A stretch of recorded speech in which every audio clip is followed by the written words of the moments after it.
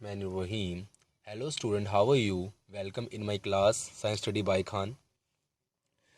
तो स्टूडेंट, जो आज का जो हमारा लेक्चर है, आज हम बात करने वाले हैं लेज़र के ऊपर कि लेज़र क्या होती है।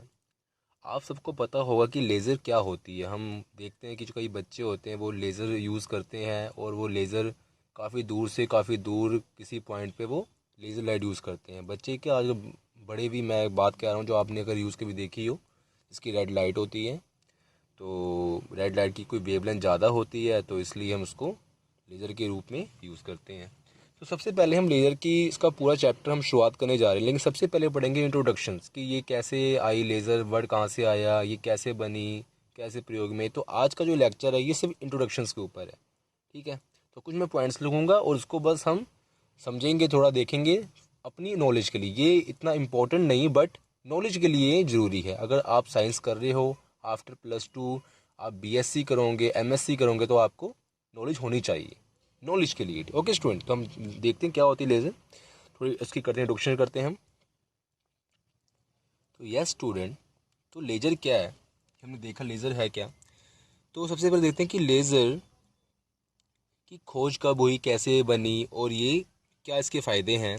हम सब देखेंगे होली होली करके कैसे इसको हम थ्योरेटिकली एंड एक्सपेरिमेंटली हमने यूज़ किया। तो सबसे पहले जो लाइन मैंने लिखी है वो क्या, the laser was introduced in scientific world in early 1960 and later 1960s। तो स्टूडेंट, जो लेज़र की जो खोज हुई, हम कह सकते हैं इस्टेब्लिश हुआ लेज़र, इसके बारे जो जानकारी हमें मिली वो हमें मिली अर्ली 1960s एंड लेटर 1960 के बीच में, ठीक है। जो इसके बारे जितनी भी उससे पहले इसके बारे इतना हमें इंफॉर्मेशन नहीं थी। And the end laser is very important optical device in the world. हमें पता है कि लेज़र एक बहुत ही इंपॉर्टेंट है। हम लेज़र लाइट की जो यूज़ करते हैं वो सिक्योरिटी के पर्पज़ से भी करते हैं। आपको पता होगा जो काफ़ी आप कह सकते हैं कि एक्सपेंसिव डायमंड्स वगैरह हैं, उनकी सिक्योरिटी के पर्पज़ के लिए भी हम लेज़र यूज़ करते हैं। जो काफ़ी, जैसे कोहिनूर का हीरा है जो कि इंग्लैंड में है, उसकी सिक्योरिटी के पर्पज़ के लिए भी लेज़र की लाइट यूज़ की गई है। लेज़र सिक्योरिटी कहते हैं इसको। तो इसके बारे अगर आप इंफॉर्मेशन ले सकते हो तो ले सकते हो, आप गूगल पर सर्च कर सकते हो कि लेज़र सिक्योरिटी कैसी है। तो आज हम यहाँ पर यही पढ़ेंगे कि इसकी कहाँ का यूज़ करते हैं। और काफ़ी, और आजकल लेज़र वेपन्स भी आ गए हैं कि हम काफ़ी डिस्टेंस से अपने जो एनिमीज़ हैं उनको हम डिस्ट्रॉय कर सकते हैं। हम मतलब काफ़ी दूर से एक लेज़र के थ्रू हम उन पे अटैक कर सकते हैं। और आजकल जो लेज़र ट्रीटमेंट भी होता है कि आपको पता होगा कि कईयों को स्टोन्स होता है, जब स्टोन वगैरह होते हैं, पत्थरी बोलते हैं उनको, तो उनका भी ट्रीटमेंट आजकल लेज़र के थ्रू हो रहा है, जो कि काफ़ी इफ़ेक्टिव है। उनका ऑपरेशन वगैरह होता है जो मेडिकल यूज़ में भी आजकल इसका यूज़ हो रहा है। तो ये काफ़ी इंपॉर्टेंट है लेज़र आज के दौर में, उसके और काफ़ी यूज़ हैं, ठीक है। तो इसके बारे में पढ़ते हैं। तो लेज़र का हमने थोड़ी थोड़ी इंफॉर्मेशन ली, 2-3 लाइन की, लेकिन अब आगे पढ़ते हैं कि लेज़र जो है, ये हमने कह दिया लेज़र ये होता क्या है, इसकी इसका मीनिंग क्या है लेज़र का। तो इसकी जो फुल फॉर्म है स्टूडेंट, वो है,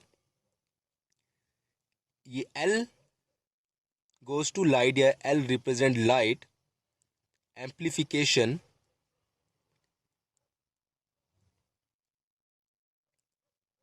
light amplification by stimulated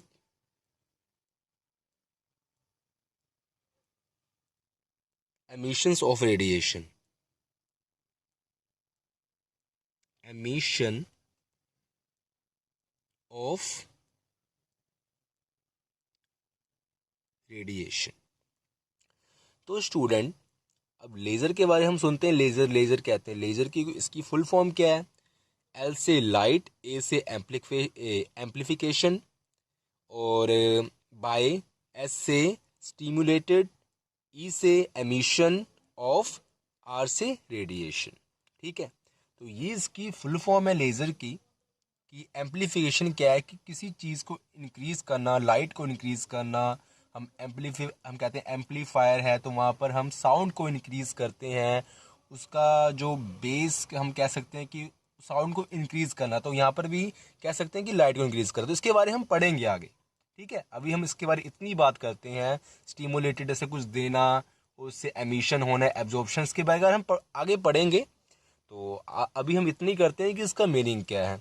light amplifications by stimulated emissions of radiations, क्योंकि अभी इंट्रोडक्शन क्लास है, तो मैं नहीं चाहता कि ये आपको इसको क्लास को कॉम्प्लिकेट करूं। अभी इजीली बताएंगे क्या होता है, आगे इसको डिटेल में पढ़ेंगे पूरा, कि हम कोई भी क्लास में प्लस टू या बीएससी वगैरह या बीटेक वगैरह किस में भी हो, तो हम इसको आराम से कर सकें, और एमएससी वगैरह भी।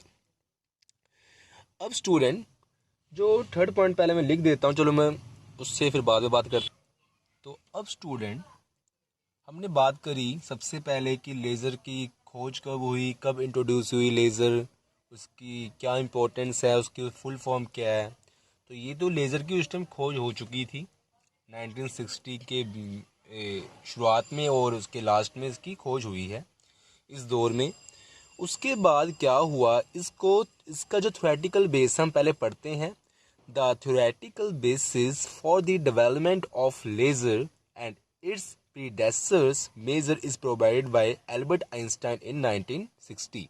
ओके स्टूडेंट, तो जो एल्बर्ट आइंस्टाइन है, उन्होंने क्या है 1917 में इसका जो थ्योरेटिकल बेसिस दे दिया था पहले ही, कि ये थ्योरेटिकल तौर पे कैसा होगा, कैसे इसको हम रिप्रेजेंट करेंगे, सब कुछ इनका बता दिया था एल्बर्ट आइंस्टाइन।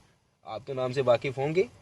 तो और इन्होंने क्या कहा कि its predecessors maser is provide by Albert Einstein 1960 is major.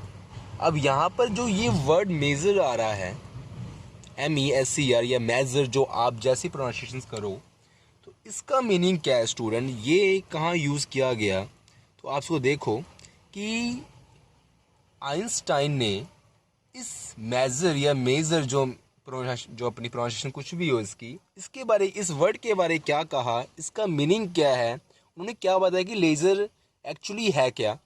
तो स्टूडेंट, जो MESER है, इसका अगर हम मीनिंग निकाले तो वो क्या होगा कि a form of laser, a form of laser generating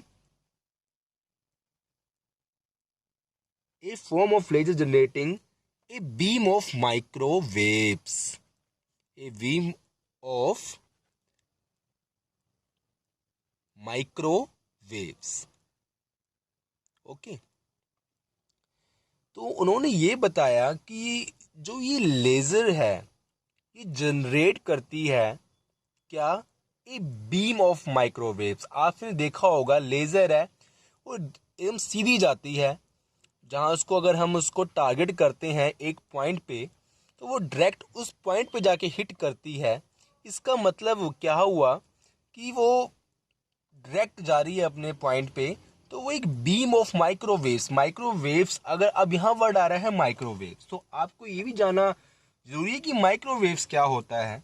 तो यहाँ पर जो ये वर्ड आया माइक्रोवेव्स, इसकी हम बात करते हैं, इसका मतलब क्या होता है, ये कैसी वेव्स होती हैं। तो यहाँ बात करते हैं हम MI माइक्रोवेव।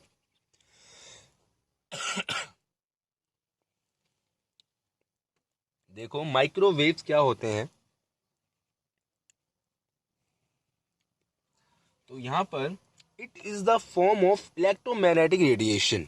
क्या है, it is the form of electromagnetic radiation.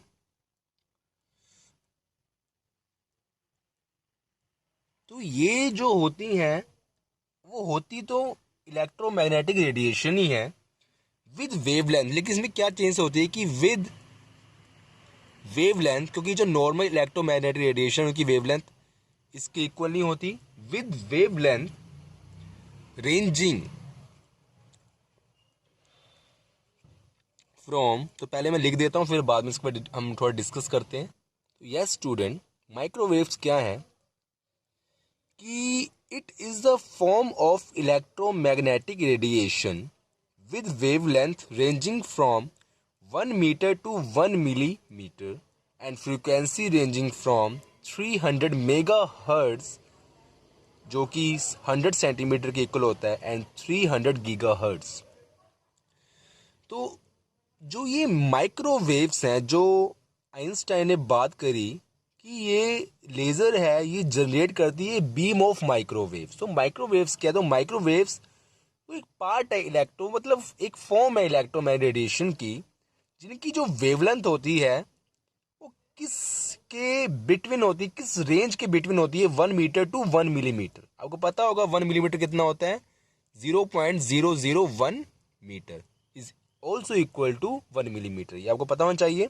And frequency ranging from 300 mega hertz and 300 giga hertz के बिटवीन इसकी फ्रीक्वेंसी होती है। तो उसको हम बोलते हैं माइक्रोवेव्स। माइक्रो का मतलब क्या है? बहुत छोटा, ठीक है ना। माइक्रो का मतलब ही क्या है? बहुत छोटा। तो ये काफ़ी कह सकते हैं कि एक छोटी वेव्स आप कह सकते हो, मैक्रोवेव्स नहीं कह सकते। माइक्रोवेव्स जैसे हम जो घर में यूज़ करते हैं, माइक्रो जो हम यूज़ करते हैं ओवन्स को बोलते हैं, तो वो भी उनमें भी यही काम मतलब इसका ही काम होता है। उनमें जो रेंजिंग होती है, तो हम अपना कोई टोस्ट वगैरह या फिर कोई भी हमारे पास जो बेकरी सामान या कुछ भी खाने का सामान, हम उसको थोड़ा हीट करते गर्म करते हैं तो हम माइक्रोवेव यूज़ करते हैं, ओवन्स को बोलते हैं कई बार। तो आपको पता होना चाहिए था ना, ठीक है ना स्टूडेंट। तो उनमें भी इलेक्ट्रोमैग्नेटिक रेडिएशंस होती हैं, और वो रेडिएशंस जब वो किसी खाने वाली चीज़ को पड़ती हैं जो हम गर्म कर सकते हैं उसमें, तो उनकी जो रेंजिंग होती है वेवलेंथ की वो होती है 1 मिलीमीटर एंड रेंजिंग होती है वो होती है वेवलेंथ की 1 metre to 1 millimetre and frequency होती है 3 मेगाहर्ट्ज एंड 3 गीगाहर्ट्ज के बिटवीन। ठीक है स्टूडेंट, आपको यहाँ तक बात समझ आई होगी। अब आगे थोड़ा पढ़ते हैं। तो first of all please pause the video and note it down.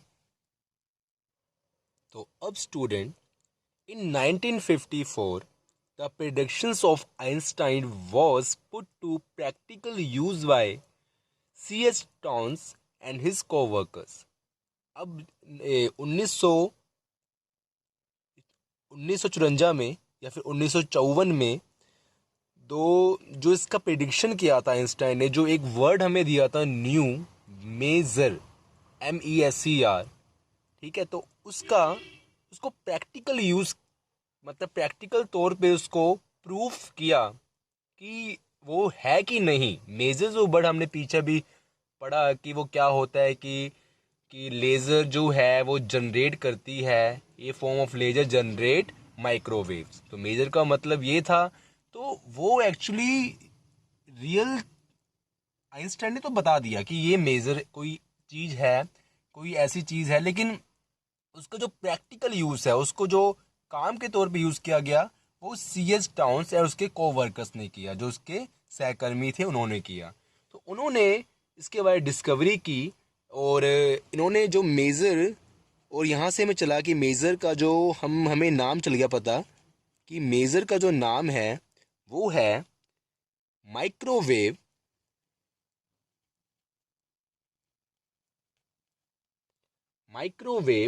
Amplification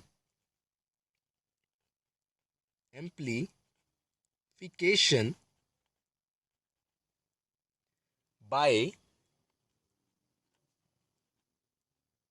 stimulated of a stimulated emission of light, emissions of radiation, emissions of radiation। Okay student, तो उन्होंने फिर इसको नेम दिया कि microwave amplification by stimulated emission of radiation. मतलब name तो उसको था, लेकिन इसके बारे में उन्होंने क्या क्या एक्चुअली खोज की, इसका प्रैक्टिकल यूज़ किया। ठीक है, जैसे लेज़र हम यूज़ करते हैं, तो एक्चुअली लेज़र ही है, ये जो मेज़र है ये लेज़र ही है। तो इसका प्रैक्टिकल यूज़ किया, जो आज हम इसका यूज़ कर रहे हैं, उस टाइम तो बहुत कम यूज़ था, लेकिन आजकल इसका बहुत वाइडली यूज़ हो रहा है, बहुत ज़्यादा यूज़ हो रहा है। हम इसका लेज़र का बहुत ज़्यादा यूज़ कर रहे हैं प्रैक्टिकली। अब स्टूडेंट यहाँ तक तो हमारी बात हो गई। उसके आगे पढ़ते हैं थोड़ा सा, पहले मैं इसको। तो yes student, in 1958 the principle of measure is adapted for the radiations of visible region by a Swallow in collaborations with C.H. Towns in the year 1958। तो जो ये प्रिंसिपल द मेजर का, जिसकी खोज की आइंस्टाइन ने, जिसका प्रैक्टिकल यूज़ किया सी एस टाउन ने, फिर इसको मतलब इसको अडेप्ट किया गया कि ये विजिबल रीजन के तौर पे। तो वो इस एक साइंटिस्ट है ए स्वेलो, आप अगर सही तरह पढ़ सको तो, ए स्वेलो इन्होंने कोलैब किया, इन्होंने कोलैबोरेशन किया, साझ साझड़ करके सी एस टाउन के साथ इन द ईयर 1958 में। तो ये इतनी इंपॉर्टेंट लाइट वैसे नहीं है। तो आगे हम पढ़ते हैं क्या है कि the first laser device why develop by the first laser device was developed by T.H. Mayman in 1960। तो 1960 में जो फर्स्ट लेजर डिवाइस बनाया गया टी.एच. मेमन के द्वारा, ठीक है, 1960 में फर्स्ट लेजर डिवाइस। और वो लेजर डिवाइस क्या था? वो जो लेजर डिवाइस था वो क्या था? वो था Fabry Perot optical cavity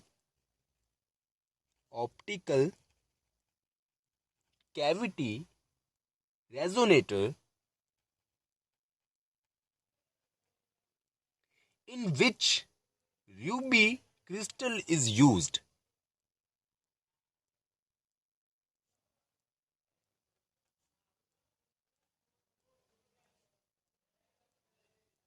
is used as amplifications of light, as amplification amplification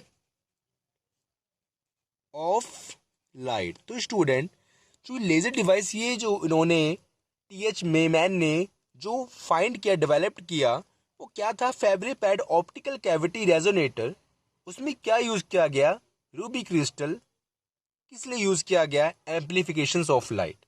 ठीक है, तो इसके बारे में पढ़ेंगे, एम्पलीफिकेशन ऑफ लाइट क्या होती है, सबको होती है, हम आगे सब पढ़ेंगे। अभी हम इतना बस ध्यान रखते हैं कि इन्होंने कुछ ऐसा किया। और इसलिए क्योंकि इसमें रूबी क्रिस्टल का यूज किया गया, तो it is often called it is often called ruby laser. Okay, तो इसको मतलब ज्यादातर रूबी लेजर भी उस टाइम कहते थे, आज भी कुछ लोग अगर यूज करते हैं। ठीक है, और it emits red lights having wavelength 694.3 nanometre. और ये कितनी, जो ये Fabry Perot optical cavity resonator है, ये कौन सी कलर की लाइट जनरेट करता है, प्रोड्यूस करता है? It emits red colour light having wavelength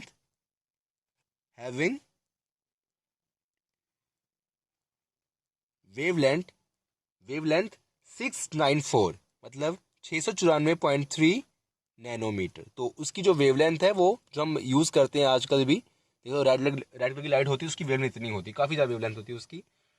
और यहाँ तक तो ये बात हो गई थी हमारी कि हम मतलब जो फर्स्ट डिवाइस है लेजर का वो खोल गया था।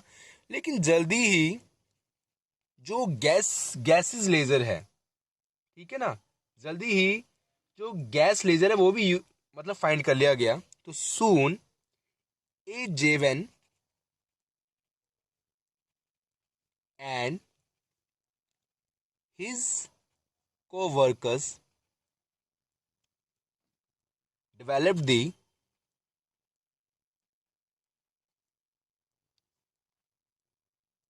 first gas laser gas laser using, कौन सी गैस यूज करेगी इसमें? Helium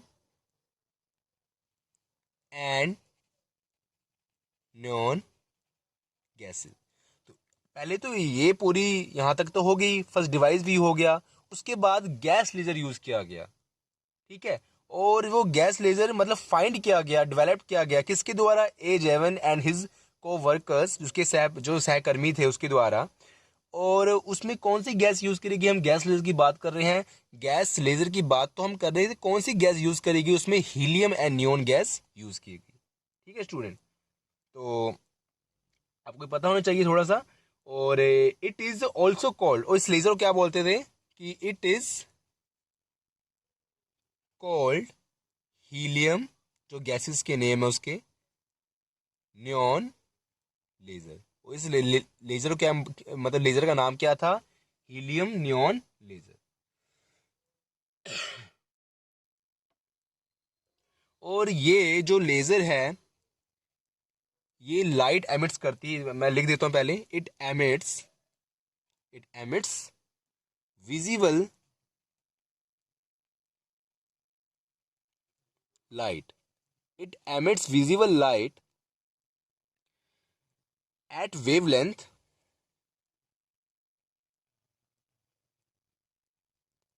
632.8 nanometer and also in the